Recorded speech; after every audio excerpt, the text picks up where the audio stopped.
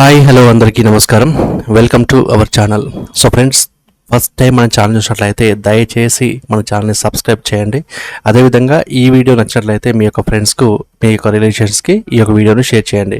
So friends, ఈ notification వచ్చేసి మనకు తెలంగాణలో ఉన్నటువంటి సెల్ఫ్ హెల్ప్ గ్రూప్స్ అంటే ఎస్హెచ్జి డ్వాక్రా గ్రూప్స్ ఏవైతే ఉన్నాయో ఆ యొక్క గ్రూప్స్కి అనుబంధంగా పనిచేసేటువంటి శ్రీనిధికి సంబంధించిన క్రెడిట్ కోఆపరేటివ్ ఫెడరేషన్ లిమిటెడ్లో మనకు తాజాగా ఉద్యోగాలకు సంబంధించిన నోటిఫికేషన్ అయితే విడుదలైంది. సో ఈ యొక్క నోటిఫికేషన్ సంబంధించి కేవలం ఒకే ఒక అప్లికేషన్ ద్వారా మనకి ఒకే ఒక ఇంటర్వ్యూ ద్వారా మనకు ఈ యొక్క ఉద్యోగానికి అయితే సెలెక్ట్ చేస్తారు.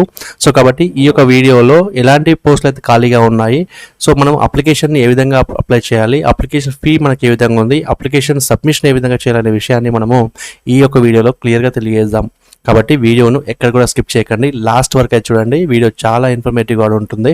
సో ఈ యొక్క నోటిఫికేషన్ సంబంధించి ఖాళీలకు సంబంధించిన వివరాలు అయితే మనం ఈ యొక్క వీడియోలోనే ముందు చర్చిద్దాము. కాబట్టి ఈ యొక్క ఉద్యోగానికి సంబంధించి ఏ పోస్ట్ అయితే అప్లై చేస్తున్నామో ఆ యొక్క పోస్టు యొక్క పేరు మనం ఇక్కడ రాయాల్సి ఉంటుంది. అదేవిధంగా మీరు ఏ పోస్ట్ కూడా అయితే అప్లై చేస్తున్నారో ఆ యొక్క పోస్ట్ కూడా మీరు ఇక్కడ ప్లేస్లో రాయాల్సి ఉంటుంది. అదేవిధంగా మీ యొక్క పూర్తి పేరు మీ యొక్క 10th క్లాస్ సర్టిఫికేట్లో ప్రింట్ అయిన విధంగా మీ యొక్క పూర్తి పేరు మీరు ఇక్కడ రాయాల్సి ఉంటుంది. అదేవిధంగా మీ యొక్క సర్నేమ్ కూడా ఇక్కడ రాయాల్సి ఉంటుంది. ఒకవేళ మీకు ఫీమేల్ అయితే హస్బెండ్ నేము, మేల్ అయితే ఫాదర్ నేమ్ రాయొచ్చు. సో ఫాదర్ నేమ్ కానీ హస్బెండ్ నేమ్ కానీ ఈ యొక్క కాలంలో రాయండి. అదేవిధంగా మీరు మేల్ అయితే కనుక మేల్ అని, ఫీమేల్ అయితే ఫీమేల్ అని, అదేవిధంగా ట్రాన్స్జెండర్ అయితే మనకు ట్రాన్స్జెండర్ అనే విషయాన్ని మీరు ఇక్కడ రాయండి. అదేవిధంగా మీ యొక్క లేటెస్ట్ పాస్పోర్ట్ సైజ్ ఫోటోగ్రాఫ్ ఏదైతే ఉంటుందో ఆ యొక్క ఫోటోగ్రాఫ్ని మీరు ఇక్కడ పేస్ట్ చేయండి. అదేవిధంగా మీ యొక్క 10th క్లాస్ సర్టిఫికేట్లో ప్రింట్ అయిన విధంగా డేట్, మంత్, ఇయర్ ఫార్మాట్లో మనకి మీ యొక్క ఫుల్ డేట్ ఆఫ్ బర్త్ అనేది మీరు ఈ యొక్క కాలంలో రాయండి. అదేవిధంగా మీ ప్లేస్ ఆఫ్ బర్త్ ఏదైతే ఉంటుందో ఆ యొక్క ప్లేస్ ఆఫ్ బర్త్ను కూడా మీరు ఈ కాలంలో రాయండి. అదేవిధంగా ఈ యొక్క నోటిఫికేషన్ వచ్చే డేట్ నాటికి మీరు ఎన్ని సంవత్సరాల ఏజ్ కంప్లీట్ చేసుకున్నారు, ఎన్ని మంత్స్ కంప్లీట్ చేసుకున్నారు, ఎన్ని డేస్ కంప్లీట్ చేసుకున్నారు అనే విషయాన్ని మీరు ఇక్కడ రాయండి. అదేవిధంగా మీరు మ్యారీడ్ అయితే కనుక మ్యారీడ్ అని, అన్మ్యారీడ్ అయితే అన్మ్యారీడ్ అని మీరు ఇక్కడ రాయండి. మీ యొక్క నేటివ్ డిస్ట్రిక్ట్ అయితే ఉంటుందో ఆ యొక్క నేటివ్ డిస్ట్రిక్ట్, అదేవిధంగా మీ యొక్క నేటివ్ స్టేట్ అయితే ఉంటుందో ఆ యొక్క స్టేట్ వివరాలు అయితే ఇక్కడ రాయాల్సి ఉంటుంది. సో సోషల్ కేటగిరీ చూసినట్లయితే మనకు బీసీఏ, బీసీబీ, బీసీసీ, బీసీడీ, అదేవిధంగా ఎస్సీ, ఎస్టీలు, మైనార్టీలు, ఓసీకి సంబంధించిన క్యాస్ట్ ఏదైతే ఉంటుందో, మీకు సంబంధించిన క్యాస్ట్ ఏదైతే ఉందో ఆ యొక్క క్యాస్ట్ వివరాలు అయితే మీరు ఇక్కడ రాయాల్సి ఉంటుంది. అదేవిధంగా మీ యొక్క ఆధార్ నెంబర్ ఏదైతే ఉంటుందో ఆ యొక్క ఆధార్ నెంబర్ని మీరు ఈ యొక్క కాలంలో రాయాల్సి ఉంటుంది. మీ యొక్క పాన్ కార్డ్ నెంబర్ ఏదైతే ఉంటుందో ఈ యొక్క పాన్ కార్డ్ ఈ యొక్క కాలంలో రాయాల్సి ఉంటుంది. సో మీ యొక్క పర్మనెంట్ రెసిడెన్షియల్ అడ్రస్ ఏదైతే ఉంటుందో ఆ యొక్క పర్మనెంట్ రెసిడెన్షియల్ అడ్రస్, అదేవిధంగా మీ యొక్క కరెస్పాండెన్స్ అడ్రస్ డిఫరెంట్గా ఉంటే కనుక మీరు డిఫరెంట్ అడ్రస్ ఇక్కడ రాయొచ్చు. ఒకవేళ సేమ్ ఉంటే కనుక సేమ్ అడ్రస్ రాయొచ్చు. అదేవిధంగా మీ యొక్క యాక్టివ్ ఈమెయిల్ ఐడి ఏదైతే ఉంటుందో ఆ యొక్క ఈమెయిల్ ఐడి, అదేవిధంగా మీ యొక్క మొబైల్ నెంబరు, అదేవిధంగా మీ యొక్క ఆల్టర్నేట్ మొబైల్ నెంబర్ ఏదైతే ఉంటుందో ఆ యొక్క వివరాలన్నీ కూడా మనకు ఖచ్చితంగా correct email ID, correct mobile number అని ప్రొవైడ్ చేయాలి. ఎందుకంటే మీకు వచ్చే కమ్యూనికేషన్ అంతా కూడా మనకు email ID and mobile number ద్వారా వస్తుంది. కాబట్టి దయచేసి ఈ రెండు విషయాలు అయితే యాక్టివ్లో ఉన్న ఈమెయిల్ ఐడి అండ్ యాక్టివ్లో ఉన్న ఫోన్ నెంబర్ అయితే ఖచ్చితంగా ప్రొవైడ్ చేయండి.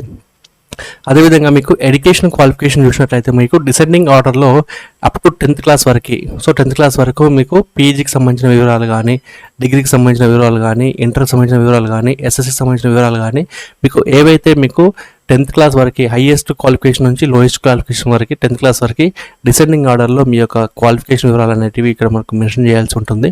అదేవిధంగా మీకు ప్రొఫిషియన్సీ క్వాలిఫికేషన్స్ ఏవైతే ఉంటే కనుక వాటిని ఇక్కడ మీరు రాయొచ్చు.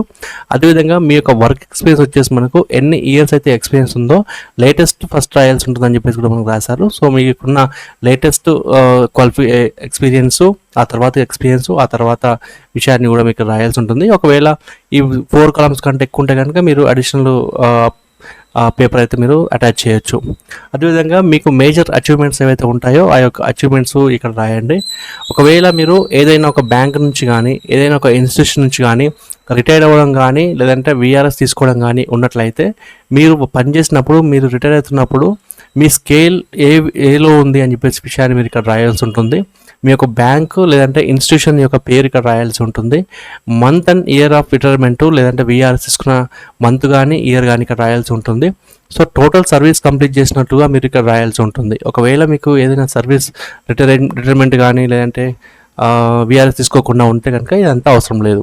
అదేవిధంగా మీకు సంబంధించిన వరకు లాంగ్వేజెస్ వచ్చేసి మనకు తెలుగు, ఇంగ్లీష్, హిందీ అనే లాంగ్వేజ్ మనకు తీసుకుంటున్నారు. సో తెలుగు, హిందీ, ఇంగ్లీష్ అనే లాంగ్వేజ్లో మీకు చదవడము, రాయడము, మాట్లాడడం అనే విషయాన్ని స్పష్టంగా ఏదైతే ఉందో ఆ యొక్క విషయాన్ని ఇక్కడ రాయండి.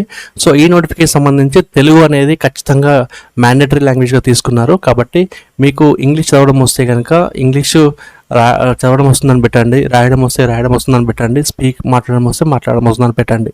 హిందీ కూడా సేమ్, సో తెలుగు కూడా మనకి సేమ్. అదేవిధంగా any other information candidate May furnish any about experience 300 words నుంచి మనకి ఎక్స్పీరియన్స్ సంబంధించి ఏదైనా ఉంటే కనుక అది ఇక్కడ రాయొచ్చు. అదేవిధంగా రిఫరెన్సెస్ వచ్చేసి మనకు ఫ్యామిలీ మెంబర్ కాకుండా మిగతా ఇద్దరు వ్యక్తులను మేము రిఫరెన్స్ కింద పెట్టాల్సి ఉంటుంది. ఆ యొక్క వివరాలు, వారి యొక్క డిజిగ్నేషన్, వారి యొక్క అడ్రస్ విత్ కాంటాక్ట్ నెంబర్తో సహా ఇవ్వాల్సి ఉంటుంది అని చెప్పేసి కూడా మనకు నోటిఫికేషన్లో తెలియజేస్తారు. సో అదేవిధంగా ఈ యొక్క అప్లికేషన్ సంబంధించి అప్లికేషన్ ఫీ కూడా ఉంటుంది. సో అప్లికేషన్ ఫీ సంబంధించి మీరు ఏ డేట్ రోజు పేమెంట్ చేశారు, అమౌంట్ ఎంత పే చేశారు, ఏ బ్యాంకు మీరు పే చేశారు, పేమెంట్ మోడ్ ఏ విధంగా చేశారు, రిఫరెన్స్ ఐడి ఏముందో ఆ యొక్క విషయాన్ని కూడా మీరు ఇక్కడ రాయాల్సి ఉంటుంది. ఒకవేళ మీరు యూపీఐ ద్వారా చేస్తే కనుక యూటీఆర్ నెంబర్ అనేది ప్రొవైడ్ చేయాల్సి ఉంటుంది. అదేవిధంగా మీ యొక్క డేటు అండ్ ప్లేస్ అనేది వివరాలు రాసిన తర్వాత మీ యొక్క సిగ్నేచర్ అనేది మీరు ఇక్కడ సిగ్నేచర్ చేయాల్సి ఉంటుంది. ఆ తర్వాత మీరు ఏవైతే డాక్యుమెంట్స్ ఈ యొక్క అప్లికేషన్తో పాటు అటాచ్ చేస్తారో వాటిని proof of date of birth ఖచ్చితంగా మీరు ఎస్ఎస్సి సర్టిఫికేట్ ఈ యొక్క డేట్ ఆఫ్ బర్త్ ప్రూఫ్ కోసం పెట్టాల్సి ఉంటుంది. అదేవిధంగా mark sheet and passing certificates of all educational, technical, professional qualifications అనమాట. సో మీకు సంబంధించి ఎడ్యుకేషనల్ క్వాలిఫికేషన్స్, టెక్నికల్స్, ప్రొఫెషనల్స్ ఏవైనా క్వాలిఫికేషన్స్ ఉంటే కనుక వాటికి సంబంధించిన అన్ని మార్క్ షీట్లు కూడా మీరు ఈ యొక్క పెడితే కనుక వీటిని టిక్ చేయండి. డీటెయిల్ CV ఉంటే కనుక దాన్ని టిక్ చేయండి. ఎక్స్పీరియన్స్ ఉంటే కనుక వాటిని టిక్ చేయండి. Photo identity proof of address proof, Aadhaar and pan పెడితే కనుక దాన్ని టిక్ చేయండి. సో రిలీవింగ్ సర్టిఫికేట్ ఉంటే కనుక దాన్ని టిక్ చేయండి. చేసిన తర్వాత ఈ యొక్క అప్లికేషన్తో పాటు ఎక్స్పీరియన్స్ సర్టిఫికేట్ సంబంధించి మీకు ఆల్రెడీ ఉంటే అవసరం లేదు. ఒకవేళ లేకపోతే కనుక ఆ యొక్క ఎక్స్పీరియన్స్ అనేది మనకు ఈ విధంగా ఉండాలని చెప్పేసి కూడా మనకు నోటిఫికేషన్ తెలియజేస్తారు. అది కూడా మనకు కంపెనీకి సంబంధించిన లెటర్ హెడ్ మీద ఉండాలని చెప్పేసి కూడా మనకు నోటిఫికేషన్లో తెలియజేస్తారు. సో ఈ విధంగా ఈ యొక్క అప్లికేషన్ ఫామ్ మొత్తం ఫిల్అప్ చేసిన తర్వాత మనము ఈ యొక్క అప్లికేషన్ సంబంధించి స్క్రీన్ పైన కనిపిస్తున్నటువంటి ఈ యొక్క అడ్రస్ ఏదైతే ఉంటుందో, అంటే ఈ బ్యాంక్ డీటెయిల్స్ సంబంధించి ఏదైతే ఉంటుందో ఈ యొక్క బ్యాంక్ డీటెయిల్స్ సంబంధించి మనము పేమెంట్ అనేది చేయాల్సి ఉంటుంది. సో పేమెంట్ అనేది మనకు Srinidhi credit corporation federation limited TG staff account number 3850377690 state bank of India, Adarsh Nagar, saving account, IFSC code. So ఈ వివరాలకు మన యొక్క అప్లికేషన్ ఫీ సంబంధించిన పేమెంట్ అనేది మనము ఈ యొక్క అడ్రస్ చేయాల్సి ఉంటుంది. సో ఈ యొక్క అడ్రస్తో చేసిన తర్వాత మన యొక్క అప్లికేషన్ ఫామ్ ఫిల్అప్ చేసిన తర్వాత దానిని the managing director Srinidhi credit corporate federation limited 4th floor 401 and 402 my homes Sarovar plaza 5-9-22/B secretariat road, Saifabad, Hyderabad 5,63,000 Telangana అనే అడ్రస్కి మన యొక్క అప్లికేషన్ని లాస్ట్ డేట్ ముగించేలోగా మనము అప్లికేషన్ని సెండ్ చేయవలసి ఉంటుంది. సో ఈ యొక్క అప్లికేషన్తో పాటు మనము డ్యూలీ ఫిల్డ్ అప్లికేషన్ ఫామ్ ఏదైతే ఉందో application form, proof of date of birth, mark sheets, detail CV, experience, identity proof and relieving certificate సంబంధించి అన్నిటిని కూడా మనము ఈ యొక్క పేపర్తో పాటు అటాచ్ చేసిన తర్వాత మీరు ఈ యొక్క ఉద్యోగానికి అయితే అప్లై చేయవలసి ఉంటుంది. సో అదేవిధంగా ఈ యొక్క సెలక్షన్ ప్రొసీజర్ చూసినట్లయితే మనకు సో ఓన్లీ షార్ట్ లిస్ట్ అయిన క్యాండిడేట్ సంబంధించి మనకు పర్సనల్ ఇంటర్వ్యూ కోసం అయితే కాల్ చేస్తారు. సో పర్సనల్ ఇంటర్వ్యూలో మనకి 1:5 రేషియోలో మనకి availability of suitable number of candidates ఏదైతే ఉందో దానికి సంబంధించి మనకు శ్రీనిధికి సంబంధించి 1:5 ద్వారా మనకి ఇంటర్వ్యూకి అయితే కాల్ చేస్తారు. దాంట్లో శ్రీనిధి తీసుకున్న నిర్ణయాలే ఫైనల్గా ఉంటాయని చెప్పేసి కూడా మనకు నోటిఫికేషన్లో తెలియజేస్తారు. సో ఈ యొక్క నోటిఫికేషన్ సంబంధించి గతంలో ఏదైనా ఒక విషయంలో కానీ మనకు శ్రీనిధికి సంబంధించిన దాంట్లో సస్పెండ్ అవ్వడం కానీ లేదంటే ఇంకేదైనా రీజన్ తోటి మనం మానేస్తే కనుక వారు అప్లై చేయొద్దు అని చెప్పేసి కూడా మనకు నోటిఫికేషన్లో తెలియజేశారు. సో వర్కింగ్ నాలెడ్జ్ వచ్చేసి ఇన్ తెలుగు ఈజ్ డిసైరబుల్ అని చెప్పేసి కూడా మనకి నోటిఫికేషన్ తెలియజేస్తారు. కాబట్టి తెలుగు వస్తే కనుక ఖచ్చితంగా ఈ యొక్క ఉద్యోగానికి అయితే అప్లై చేస్తే ఈజీగా అవకాశాలు అయితే ఉంటాయి. అదేవిధంగా ఈ యొక్క నోటిఫికేషన్ ద్వారా మనకి ఫిల్ చేసే జాబ్స్ ఏవైతే ఉంటాయో వాటికి సంబంధించిన ఎక్స్పీరియన్స్, వేకెన్సీస్, క్వాలిఫికేషన్స్ అనే వివరాలన్నీ కూడా మనకు చాలా నోటిఫికేషన్లో మనకు క్లియర్గా తెలియజేశారు. కాబట్టి ఈ నోటిఫికేషన్ ద్వారా మీకు ఎలాంటి డౌట్స్ని కూడా ఖచ్చితంగా కామెంట్ సెక్షన్లో అడగండి. వాటికి ప్రతి ఒక్క ఇన్ఫర్మేషన్ కూడా మీకు అందించే ప్రయత్నం చేస్తాం.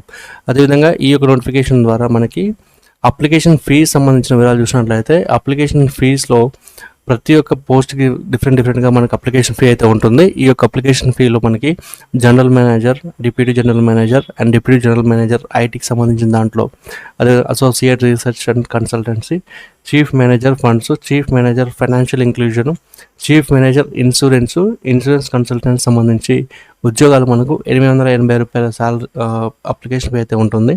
అదేవిధంగా సీనియర్ మేనేజర్లో IT, senior manager funds, accounts, HR admin, accounts, ఎఫ్ఐకి సంబంధించిన దాంట్లో మనకి 590 రూపాయల అప్లికేషన్ ఫీ అయితే ఉంటుంది.